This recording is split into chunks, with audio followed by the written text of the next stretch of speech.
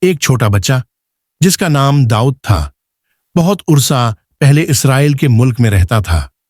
وہ بیت لہم کے شہر میں رہتا تھا۔ اسے اپنے والد کی بھیڑوں کی دیکھ بھال رات ان کی حفاظت کرتا تاکہ انہیں کوئی نقصان نہ پہنچے۔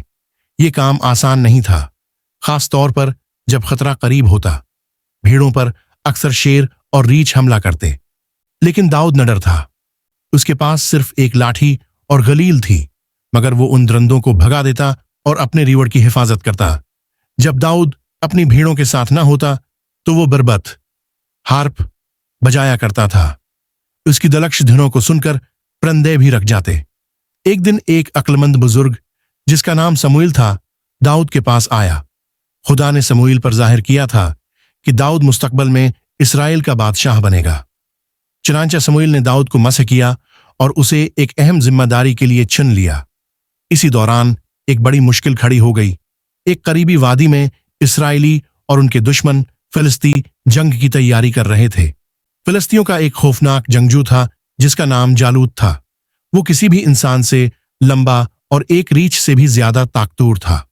جالوت روزانہ اسرائیلی فوج کو للکارتا کہ ان میں سے کوئی ایک اس سے مقابلہ کرے، مگر سب خوفزدہ تھے۔ ایک دن داؤد اپنے بھائیوں کے لیے کھانا لے کر اسرائیلی فوج کے پاس گیا۔ وہاں جا کر اس نے دیکھا کہ سب جالوت سے خوفزدہ ہیں۔ یہ دیکھ کر داؤد نے کہا، میں جالوت کا مقابلہ کروں گا۔ جس خدا نے مجھے شیروں اور ریچھوں سے بچایا وہی اب میری حفاظت کرے گا۔ بادشاہ نے داؤد کو زرہ بختر پہنائی، مگر وہ بہت بھاری تھی۔ داؤد نے فیصلہ کیا کہ وہ صرف اپنی غلیل اور کچھ پتھر استعمال کرے گا۔ جیسے ہی جالوت آگے بڑھا داؤد ہٹ گیا، نے ایک پتھر اٹھایا، اسے اپنی غلیل میں رکھا اور پوری طاقت سے پھینک دیا۔ پتھر جالوت کے ماتھے پر جا لگا اور وہ زمین پر گر پڑا۔ یوں داؤد نے فتح حاصل کر لی۔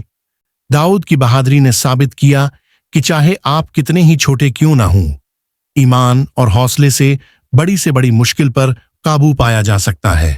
اور یہی کم عمر لڑکا داؤد آگے چل کر اسرائیل کا سب سے عظیم بادشاہ بنا۔